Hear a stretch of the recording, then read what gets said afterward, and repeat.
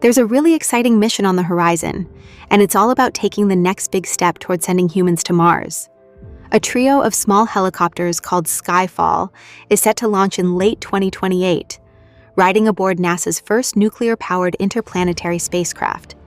These new helicopters build on everything learned from Ingenuity, which made history as the first aircraft to fly on another planet.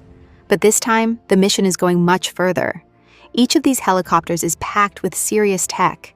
We're talking high-resolution cameras for detailed surface imaging, along with ground-penetrating radar that can actually search beneath the Martian surface for hidden ice. That's a huge deal, because finding accessible water is one of the biggest challenges for future human missions.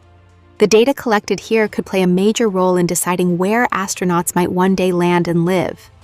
The way these helicopters arrive on Mars is just as impressive as what they'll do once they get there. Instead of relying on heavy landing systems, they'll detach mid-descent from their entry capsule as it streaks through the atmosphere.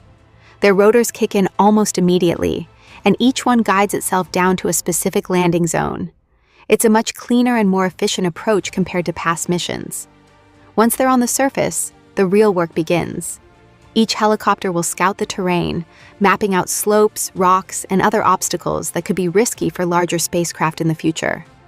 At the same time, that ground-penetrating radar will build a clearer picture of what's hidden underground, especially potential ice deposits that could be turned into water and even fuel for human crews.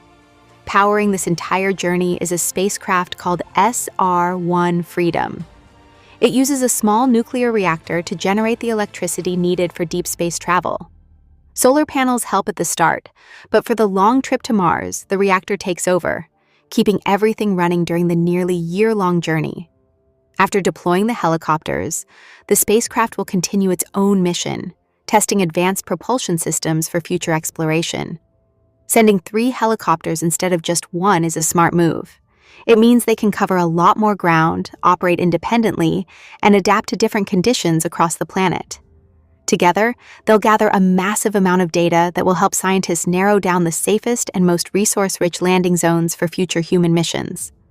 This project is moving forward quickly, thanks to collaboration between NASA and companies like AeroVironment.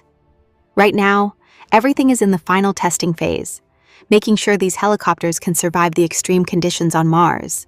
If all goes as planned, this mission won't just explore the planet, it'll help pave the way for humans to finally set foot there.